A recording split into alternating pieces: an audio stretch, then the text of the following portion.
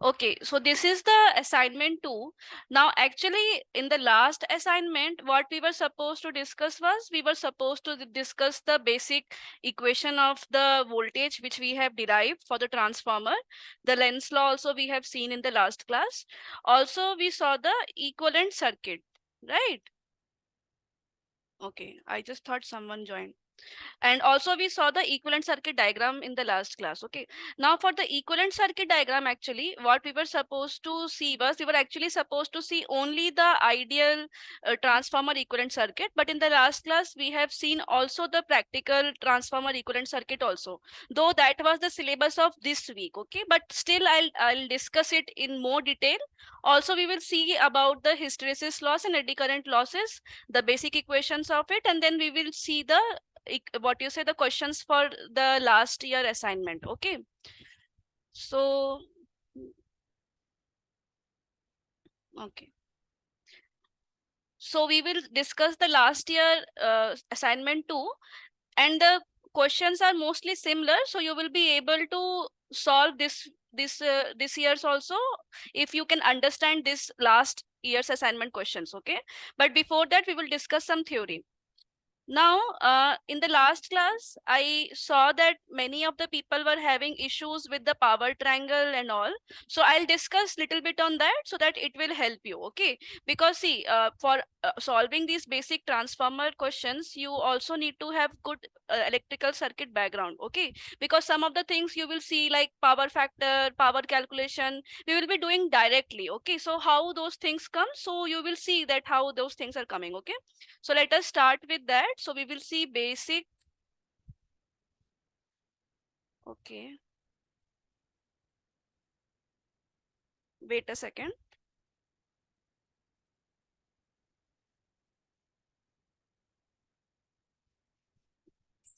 One minute.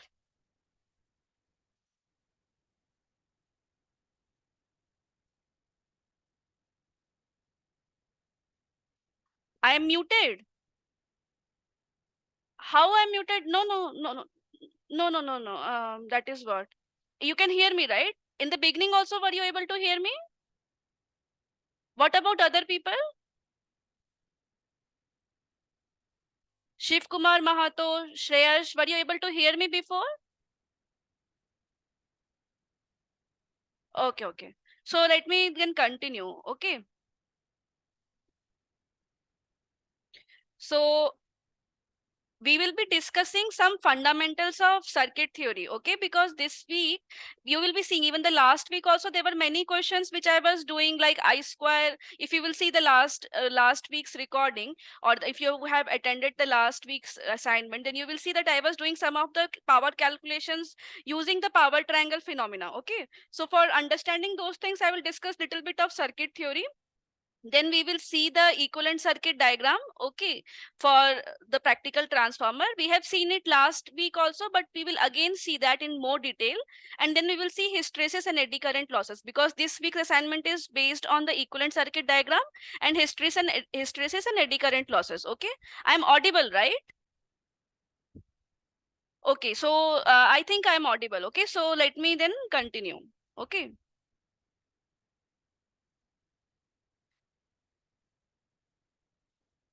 so let us start. So first of all, we will be discussing the fundamentals of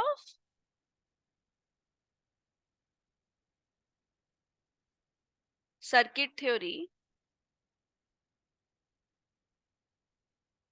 Okay. So first we are seeing some of the notations. Okay. Because I will be doing some derivations, so you need to know some notations which I will be following. Okay. So if I'm writing like this, like small v of t, it means instantaneous or time domain representation. Okay.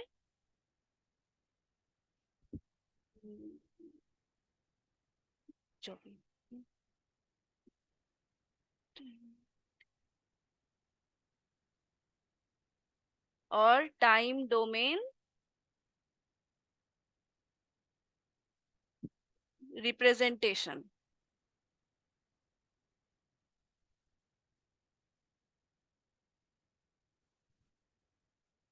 V bar, if I'm writing it as V bar, okay, it means phasor domain. Okay, I mean to say it is a phasor quantity. Okay.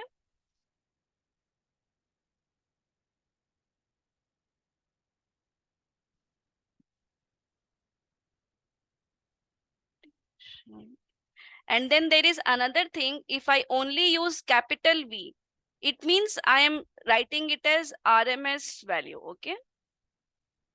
Like you will see the phasor is written like this. That phasor is written like, suppose V angle theta. Okay. This is the polar form. Now here this V is the RMS value. Okay. And theta is its phase angle with respect to some reference. Okay. So we will be seeing what all these things are. Okay. Now let us see for each of the components. So let us start first with the resistor. Okay. So see, because these things are on, like these things are valid for both AC and DC. But if we are talking about this polar form representation or this RMS, this form, basically for this phasor domain representation is associated with which signals? The signals which are AC and which are also like rotating, right? They're like, because see, if suppose I'm writing something like V of t, like small t, small v of t is Vm sine omega t. Okay. So because this signal is continuously varying in time, so in order to solve these equations, what we do is we generally represent it like this. V angle 0. Suppose this is, yes. Ha, yes, yes, tell. Yes, yes, you can get the recordings of these classes, okay? So they will share with you the link so that you can get those recordings, okay? Last week's, okay, okay, okay. So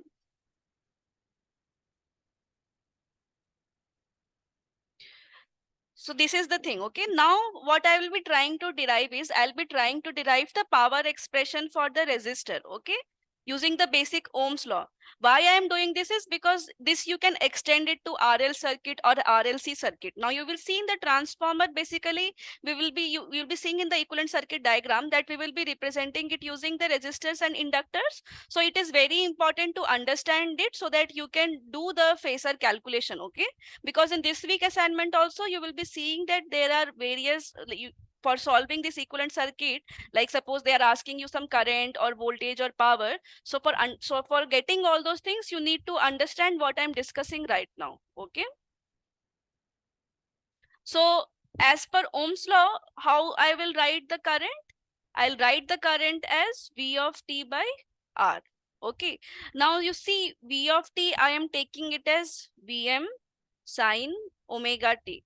Now if I have to like write I of t in terms of this Vm sine omega t by R, so it becomes like Im sine omega t.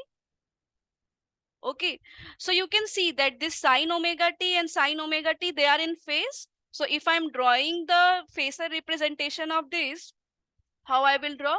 Suppose I'm representing V bar like this. You see V bar angle 0 like this. Okay, because it is what? Sine of omega t minus 0.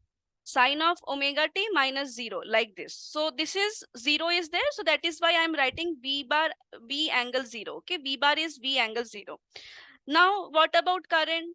Current I bar is I angle 0. So you can see for a resistive element, the voltage and current are in phase. Okay.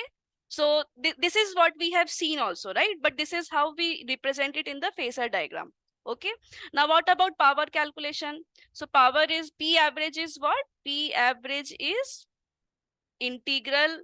You know what is average, right? Average is integral over a one time period divided by the total time period. Okay. And now in this time period, what I am doing? I am doing V of t into I of t, where V of t is the instantaneous voltage as Vm sine omega t, and I of t is instantaneous voltage. Remember, I am integrating instantaneous quantities, okay, over one time period. Okay. Now, what I will get? I'll get like this. Okay.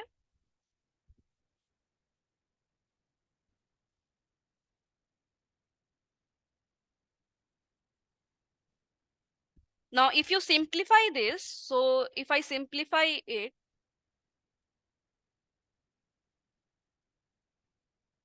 so I can write sine square omega t as 1 minus cos 2 omega t by 2.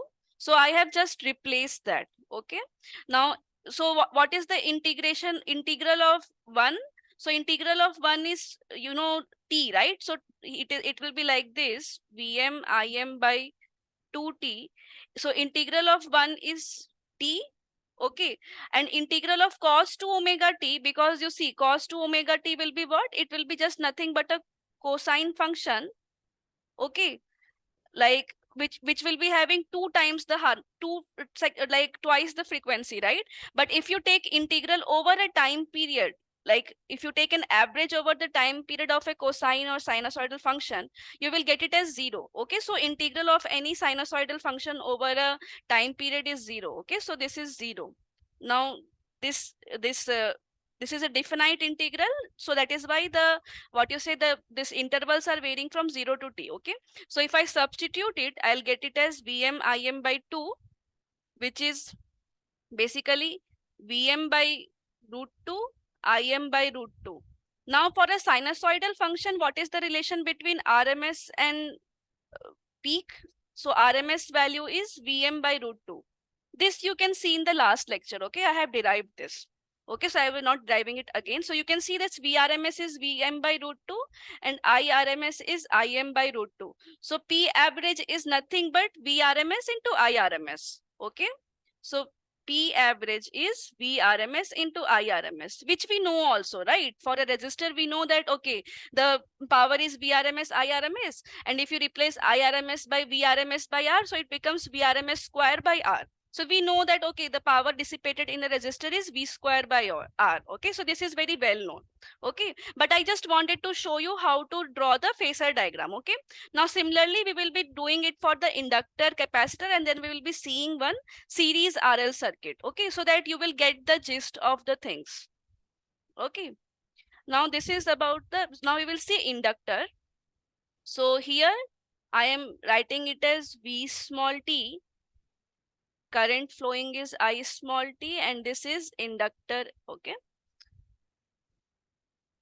so let us take I of t, which is flowing as Im sine omega t. Now from the Ohm's law for an inductor, what is the relation between voltage and current? It is L di by dt. Okay, now we have taken I as Im sine omega t, so I'll be just replacing that. So what you will get? You will get omega L Im cos omega t. Okay.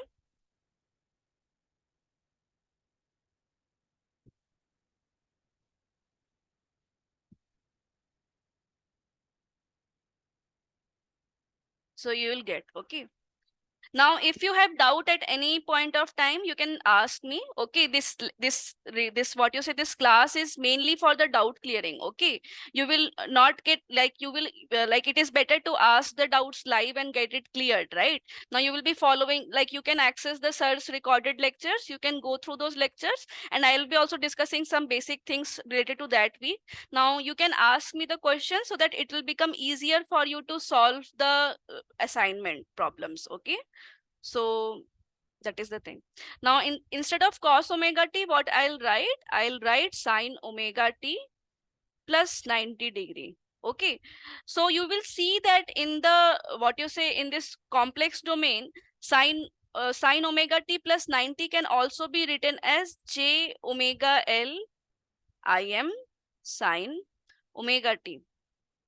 Okay, because this is in rectangular form, if I convert it into this, what you say, polar form, and then I simplify, then you will get something like j omega l Im sin omega t. Okay, so what is the relation between the voltage phasor and the current phasor? So the voltage phasor is j omega l. Omega l I'll write as xl. Xl is omega l into I phasor. Okay, so this is how this j omega v is equal to j omega l I comes for the inductor. Okay, so this is your inductive reactance. Okay, now how I will draw the phasor diagram? So if I draw the voltage phasor, okay, so what is happening to the current phasor? Current phasor is, because the voltage phasor is leading the current phasor by 90 degree, because you see in the expression of voltage, okay, in the expression of voltage you can see that sine of omega t plus 90 degree. If current is Im sin omega t, then this is sine of omega t plus 90 degree, means that the voltage phasor is leading the current phasor by 90 degree. So where will the current phasor be? It will be downward, because voltage phasor is leading by 90 degree. Okay, so this is how the voltage and current phasor for the inductor is written. Okay, similarly if I do for the capacitor, okay, so this is L.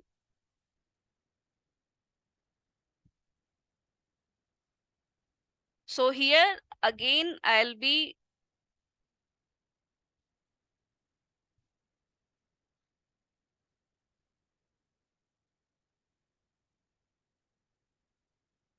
drawing like this. Now here I'll take V of t as Vm sine omega t. Okay, so what is the expression of current for a capacitor? So it is C dV by dt. Okay, now if I write, instead of V, I write Vm sine omega t. So C d by dt of Vm sine omega t. So if I simplify this, so I'll get it like this. Okay, so I'll get it as omega c Vm cos omega t, which I can write it as omega c Vm sine of omega t plus 90 degree, which I can write in the in this form, like in this rectangular coordinate form, as j omega c Vm sine omega t. Okay, so this is how here also you will get I phasor as j omega c V phasor. Okay, so you can see these are very well known things, but this is how they are coming. Okay, and if I draw the phasor diagram, so how will the phasor diagram be? So you can see that the current phasor is leading the voltage phasor by 90 degree. Okay, so if I draw the voltage phasor like this, so the current phasor will be leading by 90 degree. Okay, so so these things are very important, like these things are very basic things, but these are so commonly used that we don't know that how exactly they are coming. Okay, but it is very important in because see, in this electrical machines course also we will be not discussing these things, but these are so like frequently used. Okay, so it is very important. Okay, now we will see the series RL circuit. Okay, because you will see that in the transformer we are mostly representing in the equivalent circuit also using the RL elements. So you should know how for a series RL circuit you can quickly like write the equations in the phasor domain, and what is the relation between the power triangle and the what is the impedance triangle. All these things should be on your fingertips. Okay, so let us see this series RL circuit. Okay, so here also we are drawing the voltage phasor.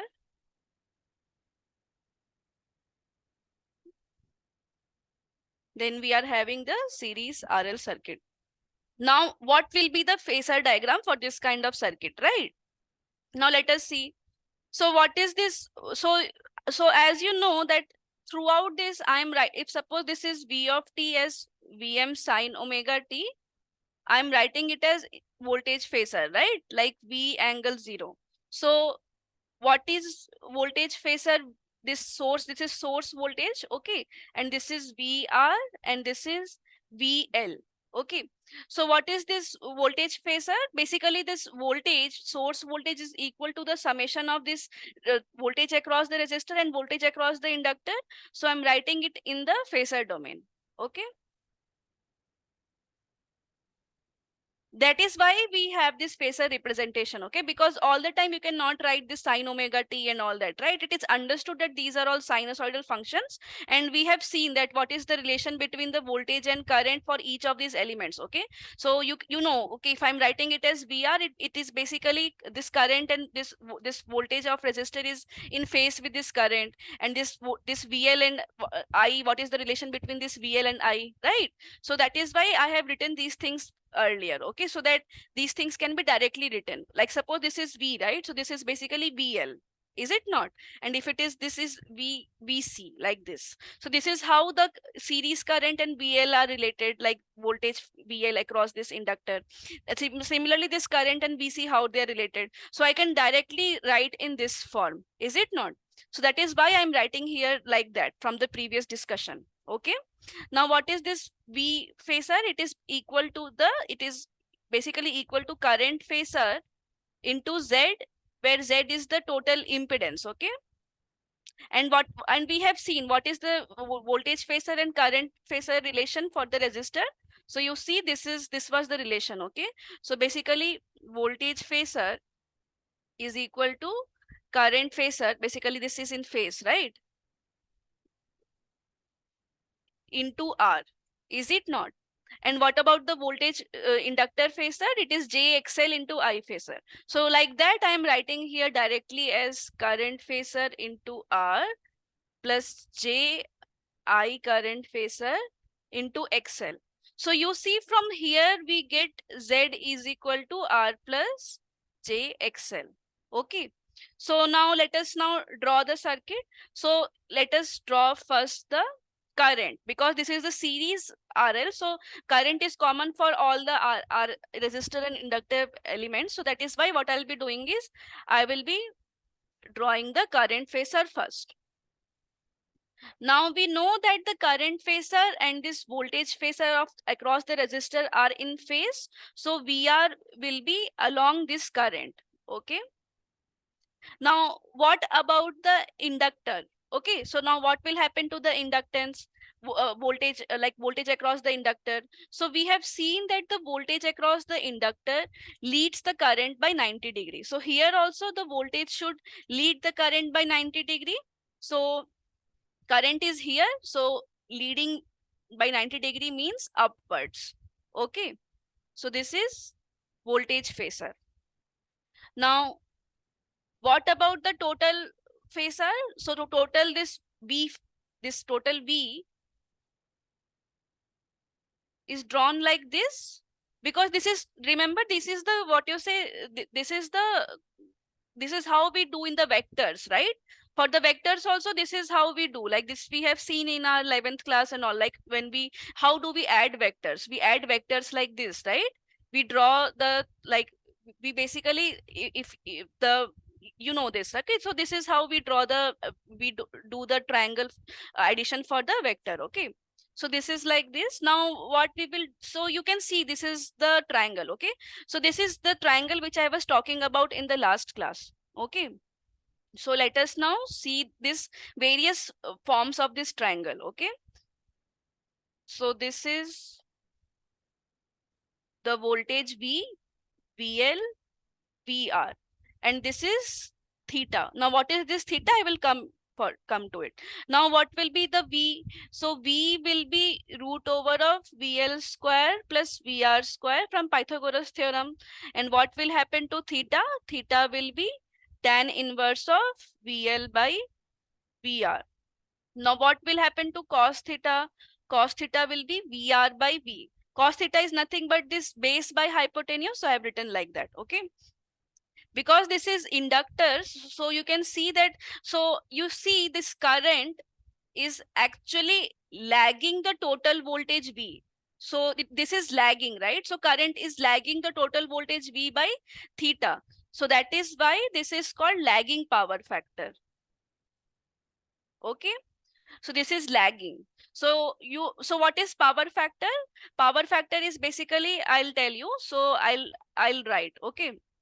So power factor, this theta is called as power factor angle. Okay.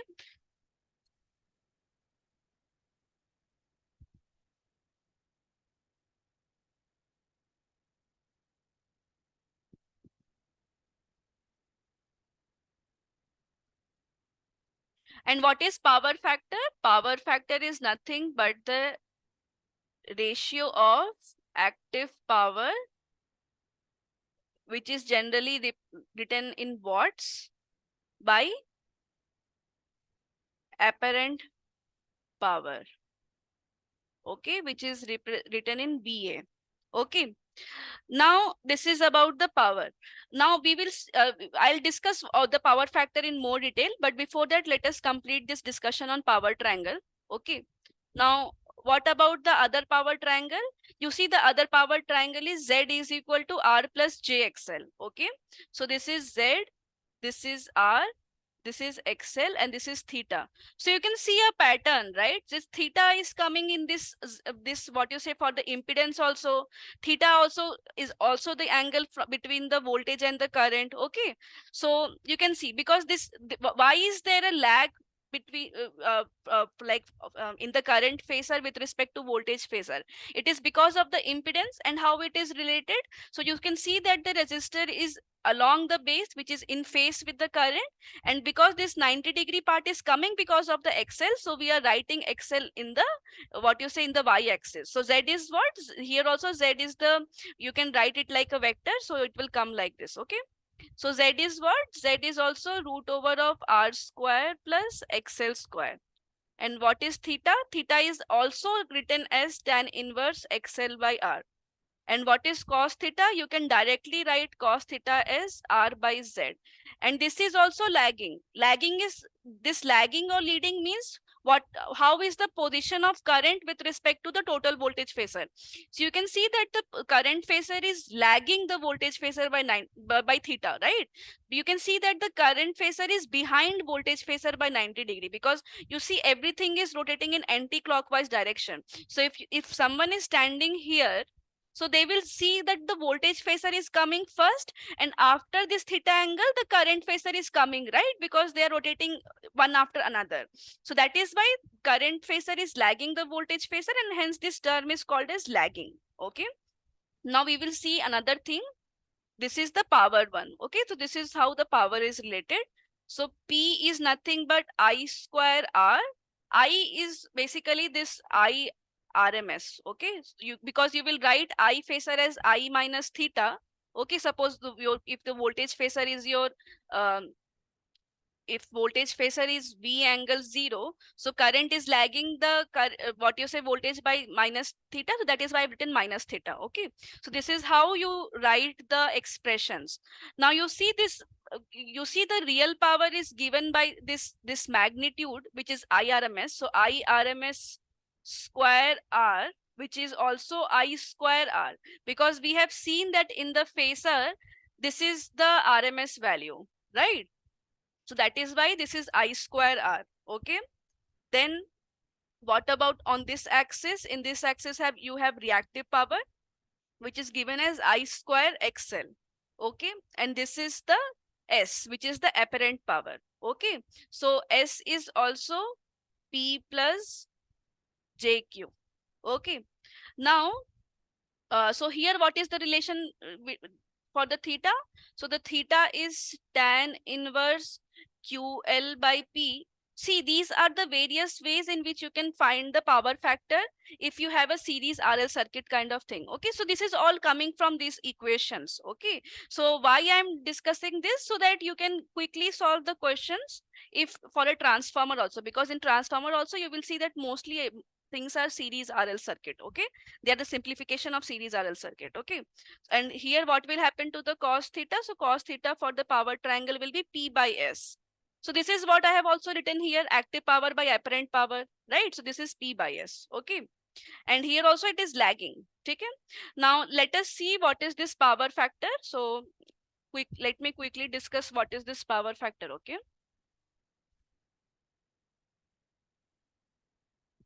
So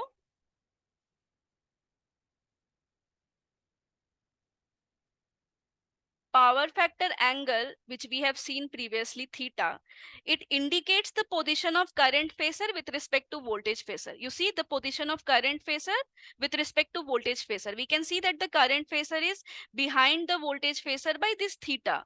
So if you are writing voltage phasor as V angle 0, your current phasor will be I angle minus theta because it is behind, so minus, okay? So here if you see for the capacitor, what is the relation? So you can see that this voltage, if your voltage phasor is V angle 0, then current phasor is something I angle 90 degree. Okay. Similarly, if the voltage phasor is V angle 0 for the inductor, so the current phasor will be I angle minus 90 degree. Okay. So I hope this simplifies the things. Okay. Now, what is the power factor angle? It basically indicates the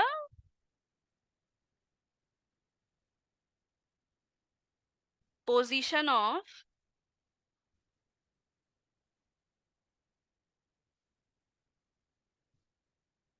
current phasor with respect to the voltage phasor.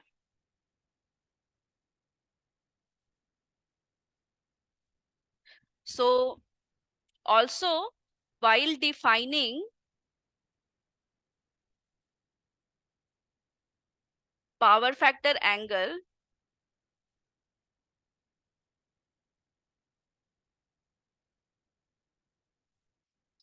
the voltage phasor is taken as reference.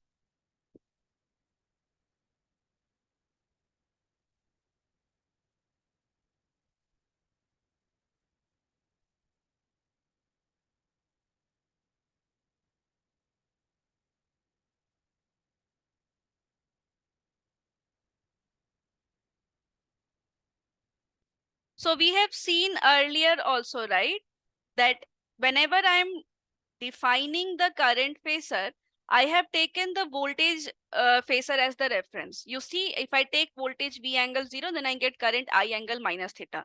Similarly, for the inductor, if you see, if I take V angle 0, I get I is equal to I angle minus 90. Okay, like this. So this is what I'm trying to write. Like while defining power factor angle, voltage phasor is taken as the reference. Okay, because in general, why this is done is because in real power system, okay, and also in our homes also,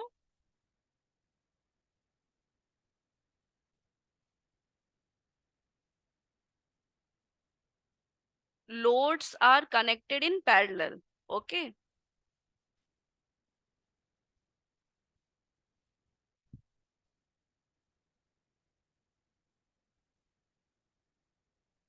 That is why we take the voltage angle as the reference, okay?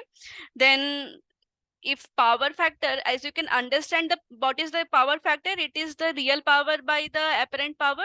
So if power factor is high, okay,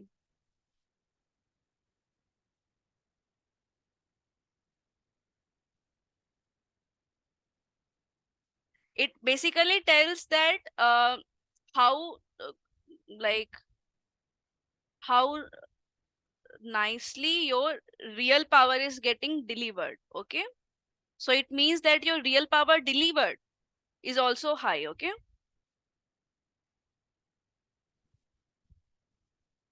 Mm, implies that the real power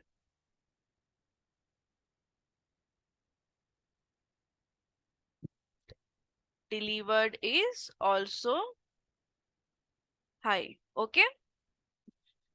So these are the things. So these are the fundamentals of circuit theory. So if you understand this, we can easily solve the, we can also extend this to the transformers and for its equivalent circuit. Okay, so let us go to the transformer equivalent circuit.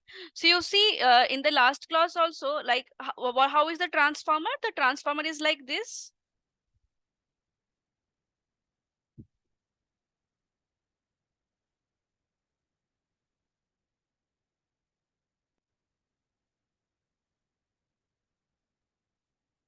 Okay. So you will see for the ideal transformer, like this is the, suppose E1, this is E2, okay?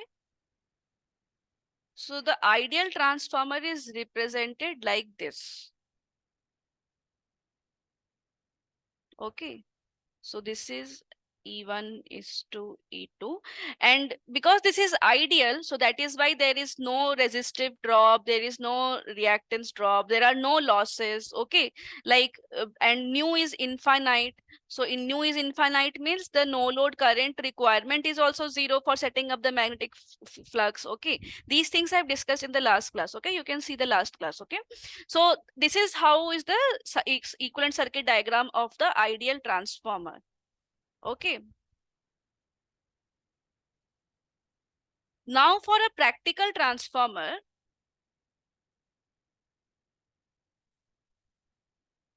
what we will do is that we will bring in, suppose we are, so because see, these are the, like these are conductors now. Now in the conductors, as you know, like for an any conductor, it will have some like small resistive drop, and also it will also have some winding impedance, right? Because see, this is basically a coil. Now this coil will have some small r and small l value associated with it, both the primary coil and the secondary coil. So the this this coil resistance and coil inductance are represented like this, okay? So this is coil 1, which is the primary coil on the primary side, and this is the coil 2. Okay. Now for a ideal transformer, you see, because this we were saying, okay, this is an ideal system, so there are no resistive drop, there are no reactive drop, there are no losses. Okay, so that is why what was happening, V1 and V2 were same as E1 and E2. Okay, so E1 is here and E2 is here. However, now, because there is this coil drop, right? There is this coil leakage, coil resistance. Similarly, here also there is some coil leakage, coil resistance. So there is a difference between the E2 value and the V2 value. Okay. So E2 is the induced value, but because there is some drop, so at the terminal voltage V1 and V2, you will not see the values of E1 and E2 exactly. Okay. So E1 and E2 in the terminologies, okay, they are induced primary, this is induced primary voltage, and this is induced secondary voltage.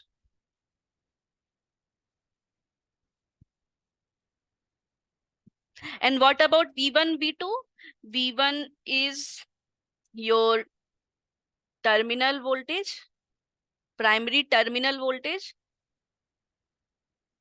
Terminal means at the end. Okay, so you can see terminal means at the end. Okay, at the terminal. V2 is secondary terminal voltage.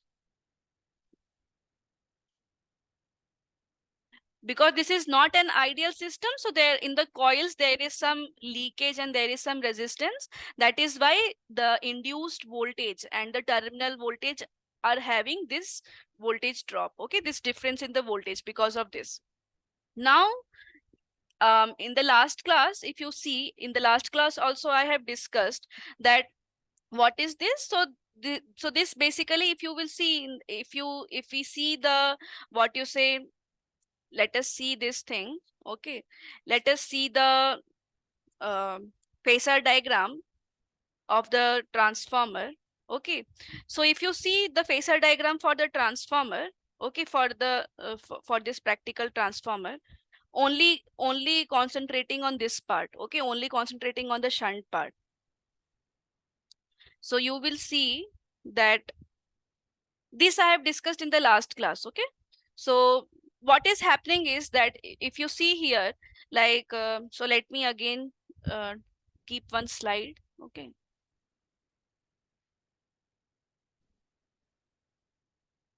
so for the ideal transformer in the last class, we have seen that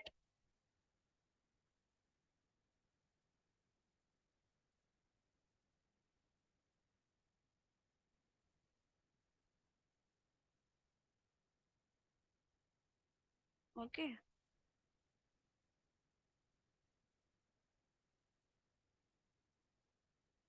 So what was happening? So this is having n1 number of turns. This is n2 number of turns. This is the dot. Now what was happening was there is phi is equal to phi m sine omega t. Okay.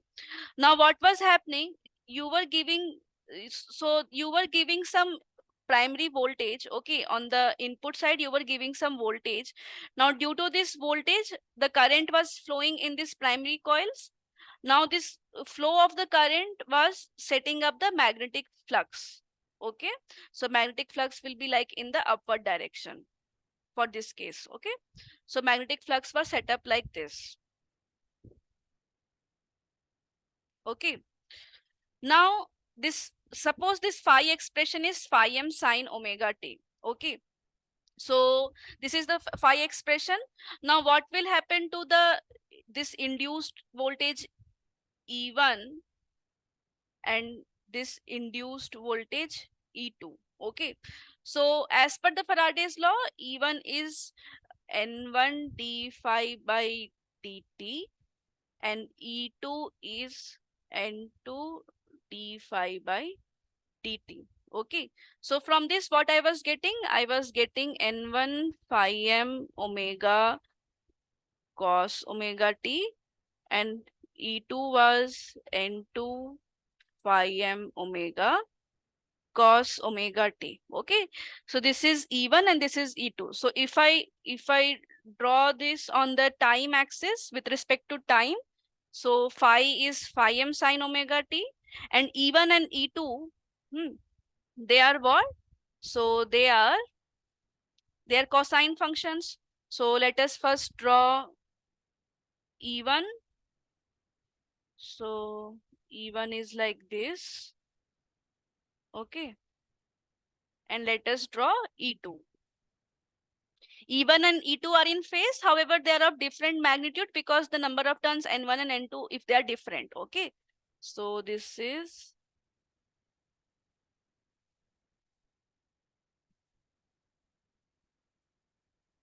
E2. Now, if I draw this phasor diagram for this, so what is the phasor diagram?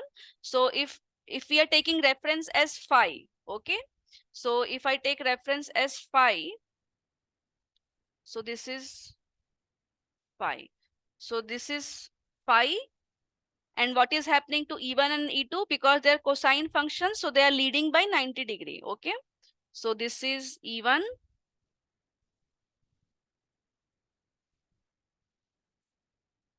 And this is E2 because E2 has higher magnitude. So I am drawing E2 little bit upwards. Okay. So this was the situation for the ideal transformer. Okay. Now, if I talk about the practical transformer, now in the practical transformer, what happens that there, because for an ideal transformer, what we assume is that this this permeability of the iron core is infinite. So you will see that the current, which is magnetizing current, which is or the no load current, which is required for setting up the magnetic flux, okay, magnetic field phi. So what is phi? Phi is mmf by reluctance, and mmf is n into I by S, okay, where S is reluctance, and you can see that it is given by L by nu A, okay. Now what will happen to the current? Current will be 1 by N phi L by nu A. So current is inversely proportional to nu. So if permeability for suppose for an ideal transformer is infinite, so the current, no load current, which is required for setting up the magnetic field is zero. Okay. So this is zero. Okay. This is the case for the ideal transformer. Now, if we go to a practical transformer, that is not the case. There has to be some I0. So let us say that it is having some I0. Okay. So let us again draw the same circuit, but now with the I0. Okay. So this is phi.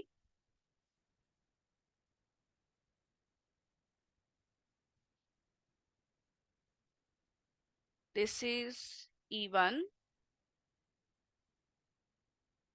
and this is E2.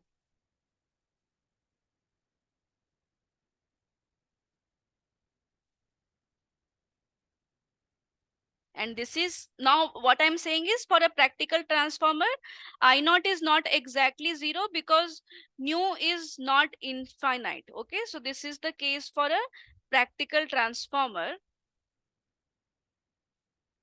Okay, now you will see that this no load current will have like if you take so there is some component of no load current which is along the flux which is necessary for setting up the magnetic field. Okay, so if you take the current along the flux along the magnetic flux, okay, so this suppose this is phi 0, so this I phi is I0 sine phi 0, which is the magnetizing current. Okay, magnetizing component.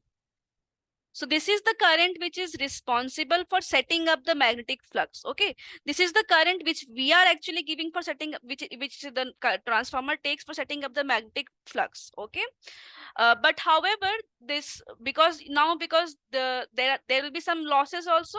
So what we do, so that there is some lossy component also. Okay, so this lossy component, as you can see, because loss we represent by a resistor, right? Because in general in the circuit also we represent losses as I square R.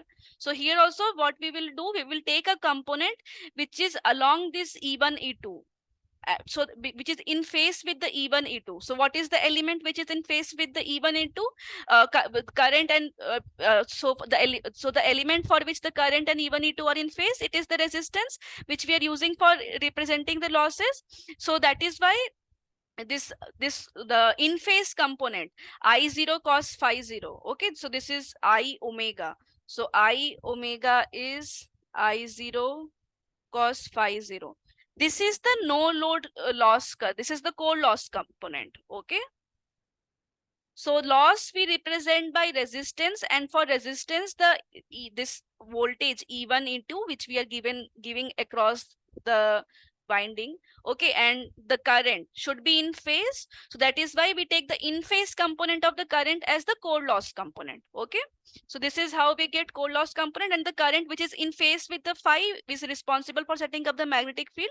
So that we are taking as magnetizing current. Okay, so here also, so for representing this core loss component, we are using this GC or RC. Okay, so RC, basically RC is 1 by GC. Similarly, XM is 1 by XM. RC, because you see this E1, you see in this you can see this E1, and suppose this instead of I omega, I can write it as IC. So let me write IC. Okay, I think that is better.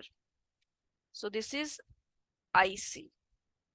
Core loss, right? So core loss is like with this, I'm giving subscript C for the core loss. Okay, C. So this is I0. Okay, so that is the thing. So IC. So you can see that because this IC and E1, E2 are in phase. So here there is E1 and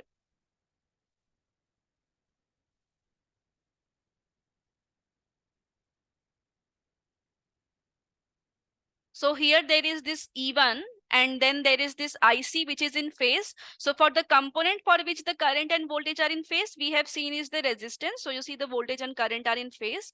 So that is why we are representing the core loss using this RC. Okay, so you can see that it is connected in, basically it is connected like this. Okay, in shunt. Now the magnetizing component of the current, okay, which is required for setting up the magnetic field, you can see that it is lagging the voltage by 90°. Now, which is the for which element the current lags the voltage by 90°?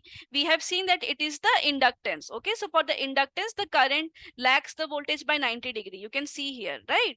So that is why we will be representing the magnetizing current for getting the magnetizing current component of the current, will be representing it by the inductance. Okay, now you may ask that why we are connecting these things in the shunt. Okay, so you will see that the core loss, we will see the formulas for the core loss like the hysteresis loss and eddy current loss, they are proportional to the voltage. Okay, so similarly here also you will see that the this, because you see the current which you are, so this EMF in this voltage source which you are connecting, which basically sets up the required current for setting up the magnetic field. This required current is I0. So you will see that this current I0 also depends on this voltage. Okay, so that is why these elements are connected in shunt. And because you see these are representing the resistance losses and the impedance losses for the coil, so that is why we are representing in this, we are putting it in series, so that the current flowing through it, so it depends on I square R. Okay, it is proportion, so the current flowing through is the rated current, because we are interested in the rated, what you say, rated loss quantities, right? Okay, so that is why these elements are put in the series, so that the rated current flows through it. Here also the rated current is flowing through it I2, so that we can get the rated core losses of this coil, rated impedance losses of this coil. And we have connected this in shunt, so that we can, if we have the rated voltage across it, so we can get the rated core losses, because you will see that the core loss depends on this voltage. Okay, and similarly this magnetizing current also depends on this voltage. That is why these are connected in shunt.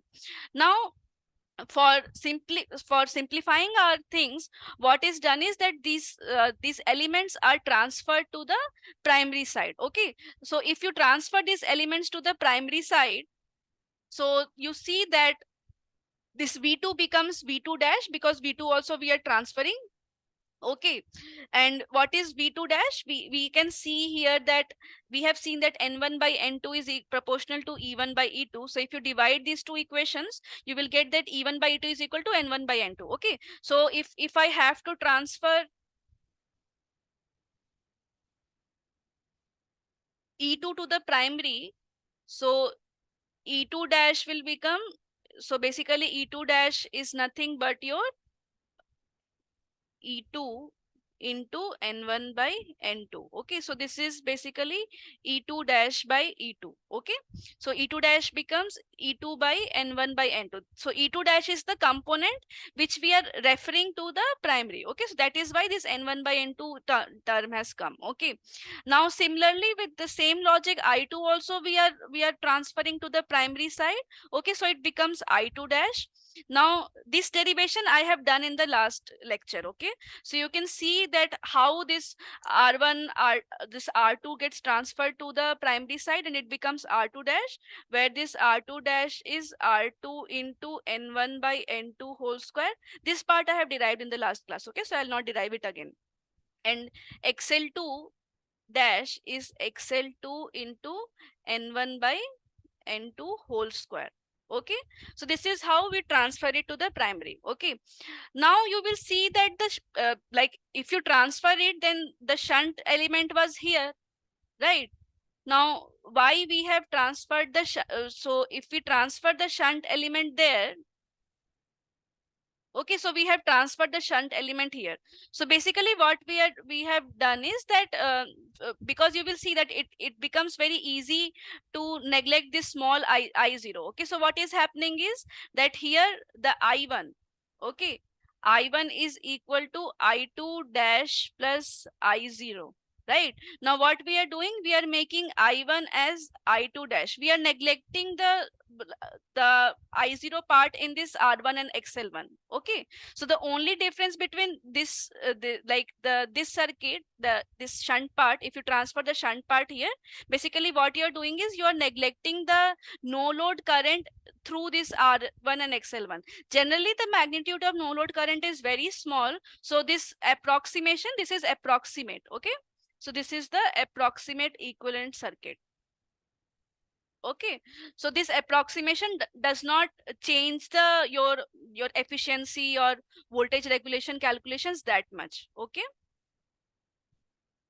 so that is why instead of putting the things in the center here, we are transferring it here. Okay, it makes your calculation simplified. Now we will see the loss. Basically I talked about the iron loss, right? Now what are the two kinds of losses? So let us see now. Okay, so the core loss is basically divided into hysteresis loss and the eddy current loss. Okay, so here if you see, what happens is that uh, this is the BH curve, okay, or phi I curve, okay, phi I curve. Now what happens is that for an ideal transformer, if you increase your basically magnetizing current or magnetizing force, your flux or flux density increases like this. And so if you increase in this, if you increase the current, your flux density increases. Similarly, if you decrease your current, so the flux will return through the, so the flux density will decrease through the same part. However, in the actual transformer, you will see that if you increase your basically magnetizing force, so first the this flux density increases like this, but when you decrease, it will not. So what will happen is, the if you're decreasing the current, but the flux density is decreasing slowly, okay, it is not decreasing along the same path, it is decreasing slowly, okay. This happens because you will see that there are dipoles in this, in your transformer core. So it takes some, so what happens is they aligned along one direction when you pass the current, okay, and sets up the magnetic field. However, once when you return this current direction, it takes some time for these dipoles to again change the direction, okay. So when it takes some time delay to for these dipoles to change the direction, so because of that, the flux density does not decrease in the same direction in which it increased, okay. So that is why the curve becomes like this, okay. So this part is basically known as the retentivity property of the flux density, okay. So there is retentivity. Now you're forcing it or coercing the flux density to become zero. So that is why this is called as coercivity, means basically you're forcing the flux density to become zero by giving a negative what you say, magnetizing force, okay. So that basically you are coercing the core. That is why it is this at this position, this is known as, this is the property known as coercivity of the magnetic core, okay. Then you it, so similarly in the same direction, all again it will not return. So you came like this, it will again it will get delayed because of this, because dipoles take some time to align, okay. So they take some time to change the direction of their alignment, okay. So that is why this curve comes. Now because of this, there are some losses, okay. So what are these losses? So this loss, basically this is the hysteresis property of any magnetizing core, and this loss is called as hysteresis loss, okay. So you will see that the hysteresis loss is dependent on this is, so hysteresis loss you can see, so power hysteresis is proportional to B max to the power of K or N. Generally it is written as K in the standard books, okay, F into V, okay. So you can see that this is how the hysteresis loss is dependent. Similarly, what happens is that these dipoles also induce some current, okay. So this current also has some losses, I square, and because there is some small amount of resistances in this core, so there is some I square losses around these dipoles also, okay. So those losses are known as eddy current losses, okay, because this is because of the induced currents due to these dipoles, okay. So that eddy current loss is proportional to B max square F square into V. Okay, so this is the relation of the eddy current loss. Okay, so this is the thing. Now someone asked me in the last class lecture that what will happen if suppose it is generally said that in a transformer you should keep V by F as constant. Not only transformer, any electrical machine, okay. You will see even in the induction machine also, okay, even in the synchronous machine, it is generally preferred that V by F is kept as constant. Now why it is said so? You will see that from the voltage expression. So what is the voltage expression? It is 4.44 phi Fn. Is it not? So this was the voltage expression, basically root 2 pi f phi n, where this n is number of turns. Okay, so this is number of turns.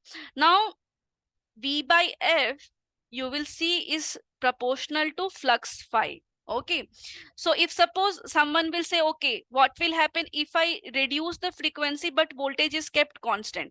So if you reduce the frequency, like in generally the transformers, in the transformer curves, in this BH curve, we generally operate at knee point. Knee point means what? Like below this knee point, we have linear region, and after this, the core starts to saturate. So what happens is that if you reduce your frequency like from 50 hertz to 40 hertz, okay, so what will happen is that your this operating point will shift here. So what will happen is that because you see the flux is the same, but the current which is required for setting up this flux, because you see it is parallel to this x-axis, so this current requirement is becomes huge. Okay, so this magnetizing current requirement becomes huge, and it will burn your, what you say, core. Okay, so that is why we have to keep V by F constant. Now someone may say, okay, what will happen if I reduce my frequency little bit, not that much, like suppose not, I'm not making from 50 hertz to 40 hertz, let us say I'm making from 50 to 47 or 45 hertz. So what will happen? Okay, so what will happen in this circuit, like whether the core loss will increase, the what will happen to the magnetizing current, what will happen to the overall no load power factor? So these are the questions someone asked me in the last class. Okay, so what will happen is that you will see here, so suppose you have reduced your frequency little bit, not that much, little bit, okay, so that the core does not saturate. So you see what is happening to, so first of all you can understand that the magnetizing current will increase. Okay, because you are shifting from knee point to little bit above, so even little bit above also takes a huge amount of magnetizing current. Okay, so the magnetizing current increases. Now let us see about the core, basically the core loss current. Okay, so let us see the core loss current. So let us focus on the hysteresis loss. So you can see that the hysteresis, first of all, eddy current loss. So eddy current loss is proportional to B max square into frequency square. Now what is B max proportional to? B max, you will see from this expression, it is proportional to V by F. Okay, B max is proportional to V by F. So it becomes V square by F square into F square. So basically your eddy current losses remains the same. Okay, but now let us see the hysteresis loss. Okay, so now you see the hysteresis loss. So hysteresis loss is having this Steinmetz constant, and this Steinmetz constant is generally 1.2, 1.5, like that. So let us take 1.5. Okay, so this B max power of 1.5 into F. Now B max is proportional to V by F. So instead of this B max, I am writing V by F power 1.5 into F. So you will see the hysteresis loss is proportional to V power of 1.5, and this frequency, this 1.5 and frequency, it becomes frequency uh, frequency 0.5 times. Okay, so what is happening if you are, so the magnetizing current component, okay, the magnetizing current component which is proportional to V by F, but this hysteresis loss component is proportional to V by F power 0.5, F power 0.5. Okay, so the increase in hysteresis loss is not as much as this magnetizing current increase. Okay, so what happens is that your overall magnetizing current is more, your core loss is also increased because hysteresis loss component is increasing, but not that much. Okay, so what is happening, so overall no load current increases, which is summation of I phi plus IC. Okay, but the increase in this magnetizing current is more, and because this increase in magnetizing current is more, so this is how is I was drawing the things, right? So let me first erase this. This discussion is just for general knowledge. Okay, because someone asked me, so I'm just explaining it. Okay, actually I explained this much, but the person asked me that how can like you claim that your hysteresis loss is like hysteresis loss, the increase in hysteresis loss is less as compared to increase in magnetizing current. So you can see the formula, okay? So in the formula, this is F frequency power 0.5, but here it is frequency power 1. So if you reduce your frequency, so the increase in magnetizing current is more when compared to the hysteresis loss, okay? So what happens? So it is like this. So initially, this was the case of this is the no load current, okay?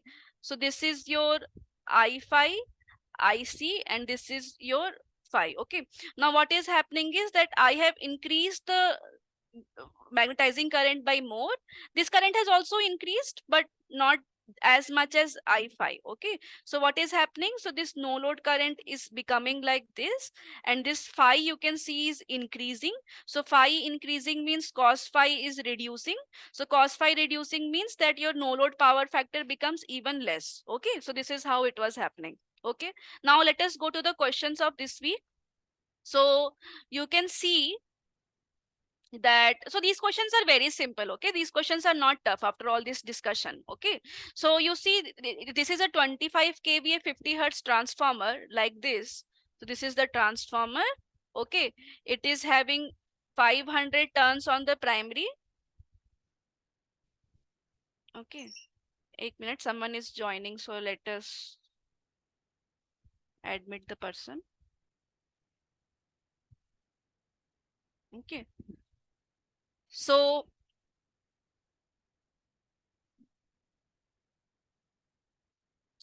this is N1, this is N2.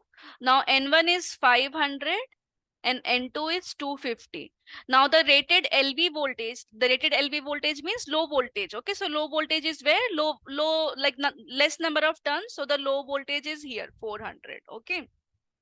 Now it is asking what is the rated primary voltage. So it is very simple. N1 by N2 is equal to E1 by E2. Okay. Now what is N1? Just try to understand that the low voltage is where the number of turns are less, okay? So when they are saying low voltage, you should understand that this is on the secondary side, okay? So N1 is 500 by N2 is how much? 250. And what about E1? E1 is we have to find, E1 is here, okay? And E2 is given as 400. So this is 400. So from all this, if you do cross multiplication, so your E1 will become 400 into 2, which is 800 volt, okay? So this question is very simple, okay? Like very simple question, okay? Now let us go to the next question. Now in the next question, what is asked? So the same data is repeating, okay? So the same things are repeating. So again, this is the same transformer with the low voltage on the secondary side, because on the secondary side, the number of turns are less, which is 250. This is 400 volts is given here as E2. And on this side, it is 500, okay? Now it is asking estimate the rated primary current, okay? So the rated primary current it is asking us to find. So in the previous question we have obtained the rated voltage, right? So the rated primary voltage we have obtained, and we know what is the kVA rating of the transformer. So the kVA rating of the transformer is V into I, okay? So the rated voltage in the previous question was 800, and the current which we have to find on the primary side, suppose it is I1. Now this is equal to the kVA rating of the transformer, which is 25,000, okay? So I1 is what? 25,000 by 800. So you will see it will come out to be 31.25 ampere, okay? Like this. So if there is any doubt, please ask me, okay? Shiv Kumar Mahato, you ask me any doubt if you have any doubt, okay, in between. Okay. Now here, now let us again, the same things are repeating. Now we have to estimate the rated secondary current. So from the same logic, so the kVA rating 25,000 is equal to E2 into I2. Okay, so this is the transformer. So the transformer, so you see the rated voltage is given as E2 as 400 volt. Okay.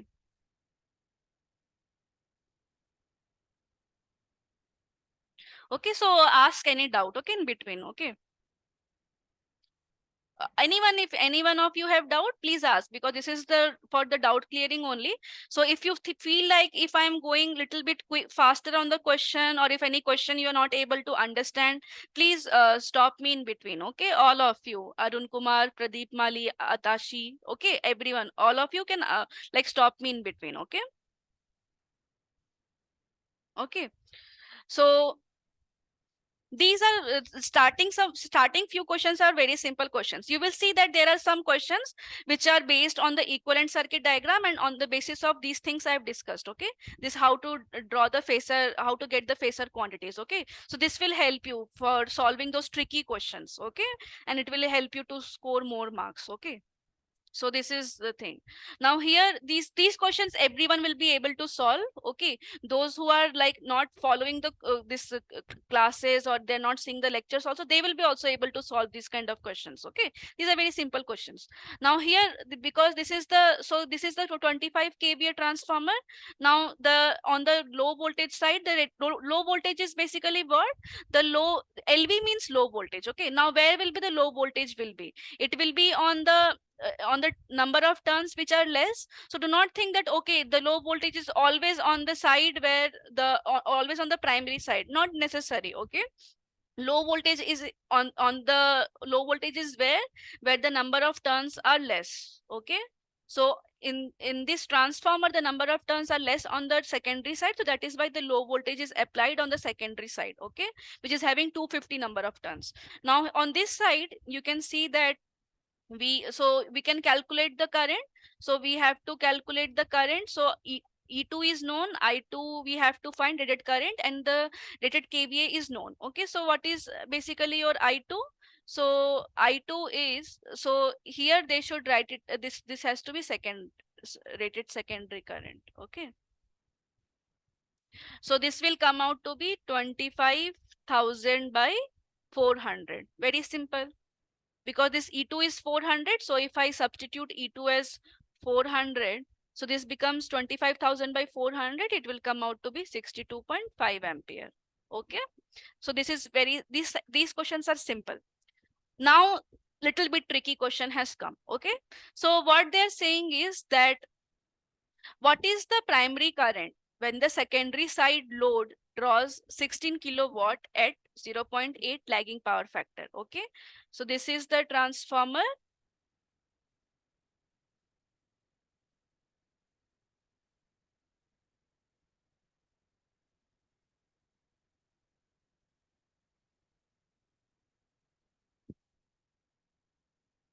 Okay, now they have connected a load. Okay, so can anyone tell what kind of load it is? 0.8 lagging power factor means what kind of load? Lagging power factor. We have discussed it in the today's class. So what is this lagging power factor load? Which load gives you lagging power factor?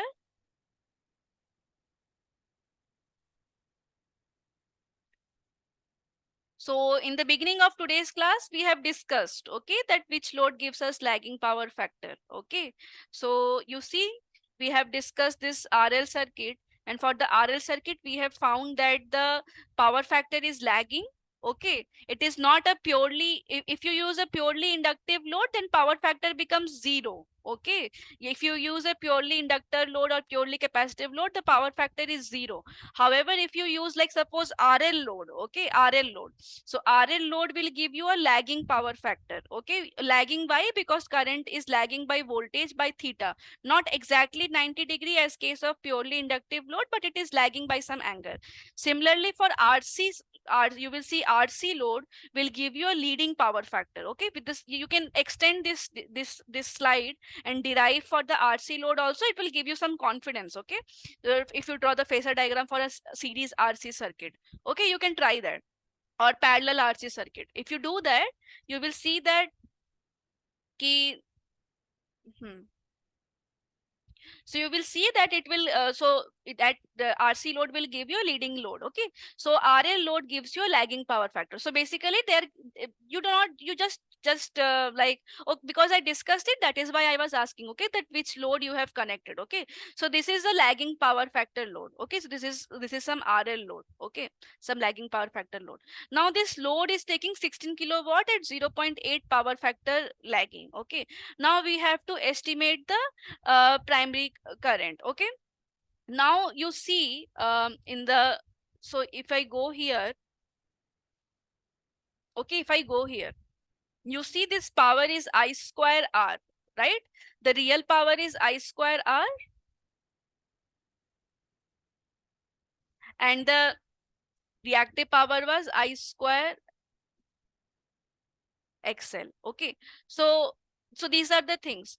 Now so basically, so you see here,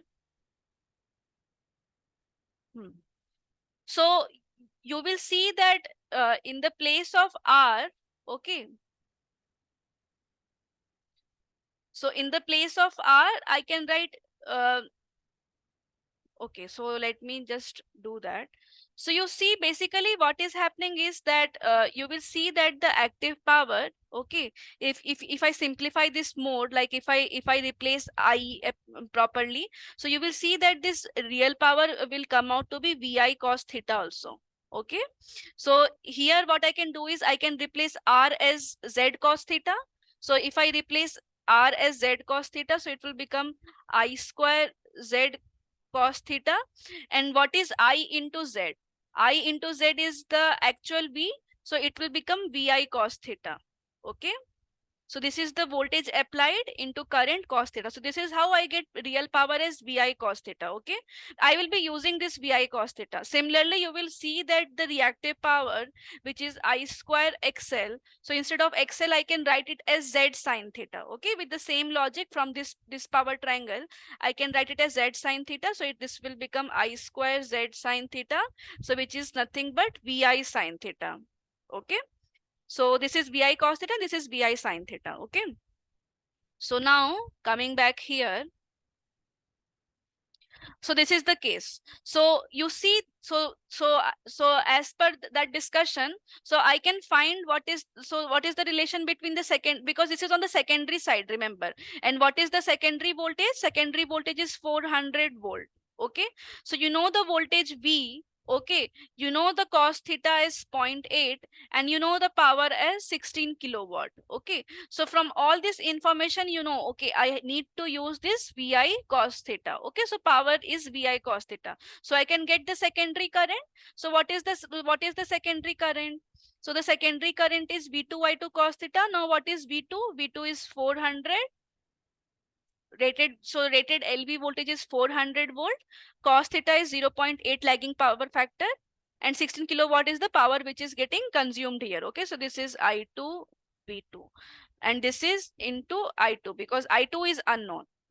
So this the current which we will be getting is on the secondary current. Okay, so from this I will get the secondary current as 16,000 by 400 into 0.8. This is the I2. But I need to, they're asking you the primary current, right? They're asking you the primary current. Now, how will I get the primary current? Simple. We have seen this, right? See, because they're not asking you the direction, they're asking you the magnitude. Okay, so you, if you take the only the magnitude, this will be I2 by I1. Okay, so what is I1? I1 is I2 N2 by N1. Okay, you know that because of the MMF balance there is a negative sign, but I am just focusing on the magnitude part. Okay, so you have obtained I2 as I2 RMS. Remember in the beginning only I have said that if I use capital letters it means RMS values. Okay, so this is the notation, RMS values. Okay, I will be not writing it as VRMS IRMS all the time. You understand from this notation that I mean that capital V and capital I are automatically RMS values. Okay, everywhere this is RMS. Okay, this is also I is also RMS here. Understand that. Okay, so All these are RMS values. Okay. So here, if you see, this is this. So we have obtained I2. Now I1 will be what? 16,000 by 400 into 0.8, which is I2, into N2 by N1. Now what is N2? N2 is how much? 250 by 500. Okay, so this will become S2.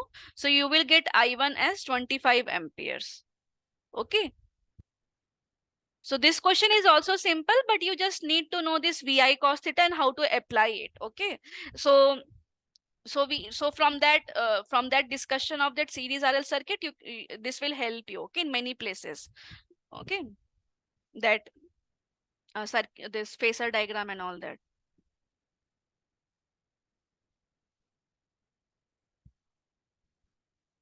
Now we will see the fifth question. Now in this question, they are asking you to estimate the secondary current when secondary load draws this much. So that we have already estimated, right? From this P is equal to V2I2 cos theta. So this is very simple. Actually we did this first. We calculated this I2 RMS first, and then we used it to calculate I1. Okay. Now for the same load, secondary side load which is connected, it is asking you to find the I1. Okay. So I2 basically. So V2 I2 cos theta, because it is on the secondary side, and secondary side voltage V2 is already known, cos theta is known, and power is known. Okay. So I2 is 16,000 by 0.8 into 400. Okay. So this will come out to be 50 amperes. Now just try to understand that this is the current which is flowing on the primary side and the secondary side when this load is connected. But the rated current, okay, the rated current we get from this KVA rating. Okay, V into I will give you the rated current. Okay, so you see the rated secondary current is 62.5 ampere, but when we are connecting the load, it is drawing only 50 ampere. Okay, it is below its full rated current. Okay, so just try to understand that this is the current which is flowing when the load is connected. And this question, when it is asking you to find the rated current, you have to use this power. Okay, power rating of the transformer. Okay, so this is the difference between the rated current and the current which is flowing when the load is connected on the primary side and on the secondary side. On the primary side also, you can see that the rated current is 31.25, but here the current which is flowing due to the load is 25 ampere. Okay, like that.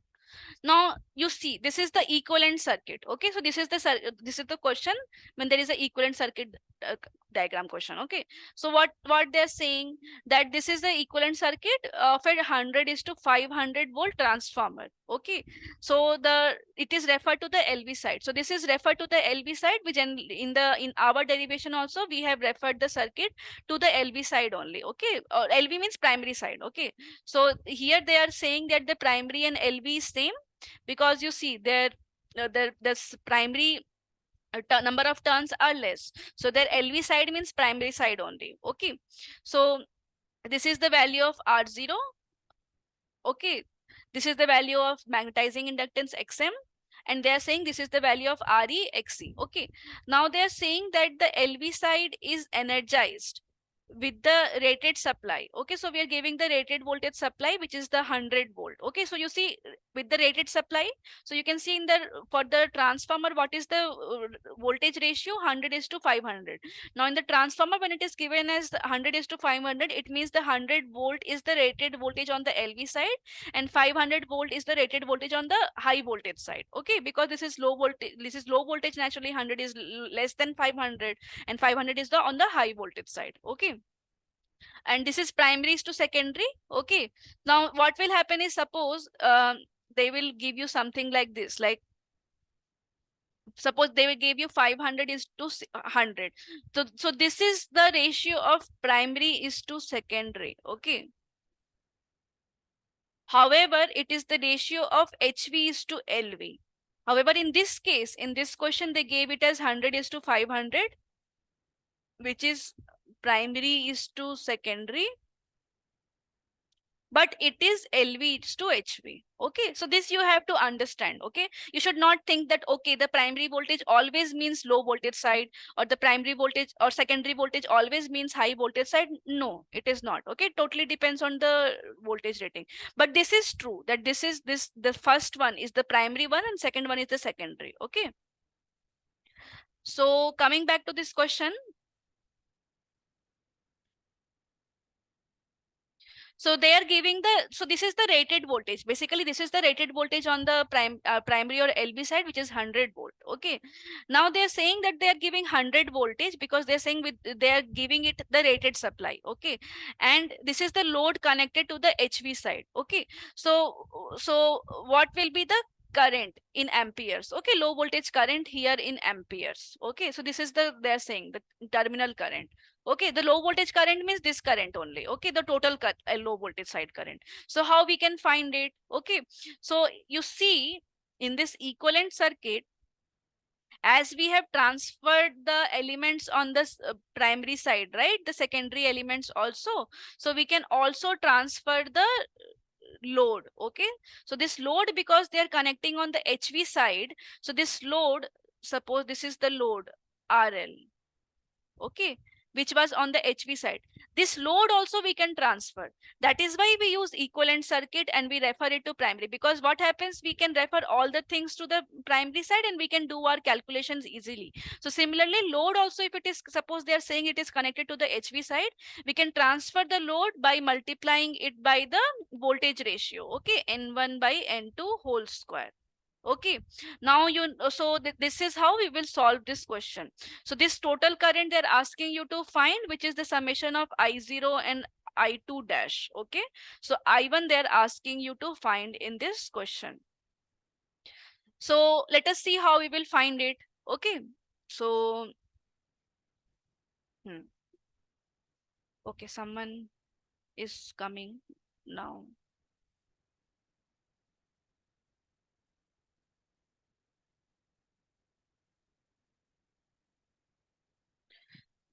So how we will solve this question? So let us see. Okay, so here we will transfer the load also. So the load they are giving it as 50 plus J30. We will multiply it by the turns ratio, this N1 by N2 square.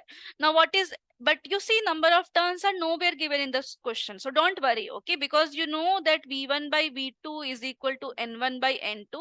Now for this question, you see they have given V1 by V2 as 100 is to 500. Okay, so this is also proportional to N1 by N2. So you can just RL dash, okay, RL dash will become 50 plus J30, which you're transferring from the HV side to LV side. It will become 100 by 500 whole square. Okay, like this. So we can easily solve for this thing. So here it is nothing but your normal circuit. Okay, so here you are giving it as 400 angle 0. Suppose you are giving it as 400 and 100. Okay, so they are giving it as rated voltage. Okay, so the rated voltage is 100. So this, let us take it as 100 angle 0. Okay, so we are giving it as 100 angle 0. So let us now get I0. So I0 will be what? 100 angle 0. Okay, so this will become 100 angle 0 divided by, actually you see what they have done is that they have so 100 angle 0, there will be two components, right? Because this is parallel. So the parallel currents are what? IC and this is I5. Now what is this IC? IC is 100 angle 0 divided by RC. Now what is RC value which they gave? So see, RC value they gave it as 140. Okay, so divided by 140. What is I5? I5 is 100 angle 0 divided by XM. Now XM we cannot write it as just as XM. Okay, we have to write it as JXM. Okay, we have seen all this. Okay, we have seen in the beginning of the lecture. So people who have joined late, you can see in the beginning that how we basically write the current through the inductor. Okay, for inductor like this. Okay, so it will be written as J into XM.